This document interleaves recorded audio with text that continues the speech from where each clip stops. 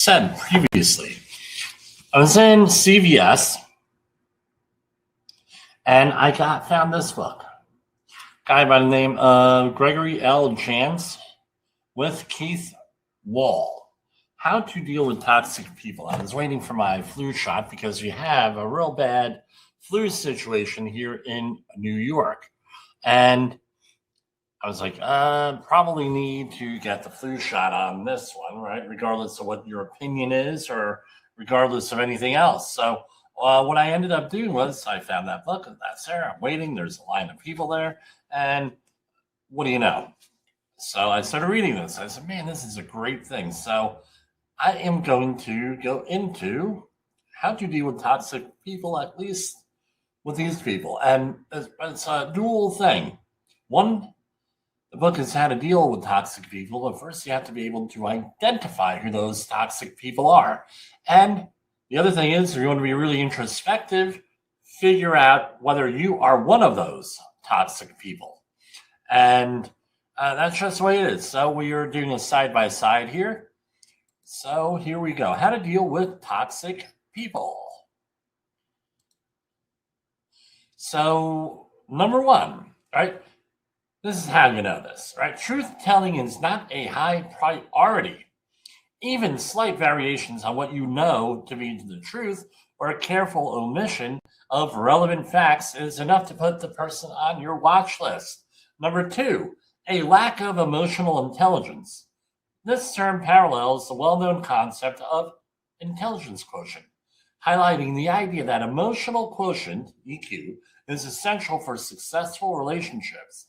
EQ qualities include the ability to manage emotions, connect with others using verbal and nonverbal communication, express empathy, use humor to deal with challenges, and resolve conflicts positively. Toxic people lack these vital skills. The person talks too much, we're on number three, and listens way too little. Dominating the conversation often signals insecurity, self-centeredness, or narcissism. They always need to be right, no matter how big or how small the topic. The toxic individual doesn't allow room for differing opinions and turns a discussion into a debate that must be won. How many people do you know who do that, right? There's constant drama. Some people attract and maybe need consistent episodes of crisis, conflict, and clamor. They seem to thrive on having a big personal mess to clean up and feel uncomfortable with a calm routine. How many people jump from crisis to crisis to crisis? It doesn't mean that you're an evil person, any of these things. It's just that you're toxic, right? Don't assume that everybody's always evil if they have these negative traits. Don't consider that about yourself. Hey, there's always something to correct and improve. There are signs of addiction or dependency. If left unaddressed, compulsive behavior involving alcohol, drugs, gambling, pornography, and other addictive things, exercise could be one of those, is sure to damage many aspects of the individual's life, including your relationship. Conversation is salted with sarcasm. I know that's a big thing coming from us here at Safety FM with radio sarcasm, right? We've been called that. But derogatory comments and cunning humor, even if you aren't the target, signal a lack of empathy or a need to prove superiority. How many people like to put other people down?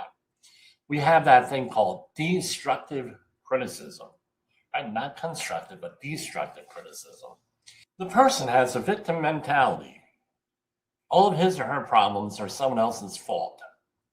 It can be anything from an unreasonable boss, unloving parents, lousy roommate, the government.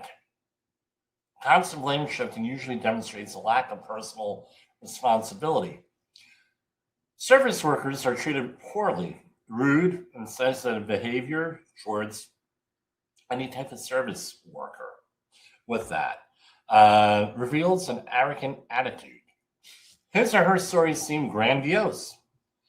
Unlike us, all of our stories are true here, but we changed some of the details. Exaggerations about accomplishments, acquaintances, and adventures demonstrate a need to brag, which is a sign of a shaky self-esteem. person tries to control you. If you feel pressure to act and think according to someone else's wishes rather than your own, you're in the presence of a hazardous material zone, right? So control, and there's all different ways that you can try to control the situation with things. I had a former colleague, thank God he's a former colleague. His whole thing was not to take care of his health, so he's always in a health crisis. And like I said, all of that is from How to Deal with Toxic People from Gregory Jantz, PhD. And with that, so that's what I'm going to recommend you go to. And remember, fighting that safety war means also you have to identify what the issues are. So we'll see you soon on the show. And like us, follow us, soon subscribe to us if things will go as planned. And I'll see you on the next episode of Safety Wars.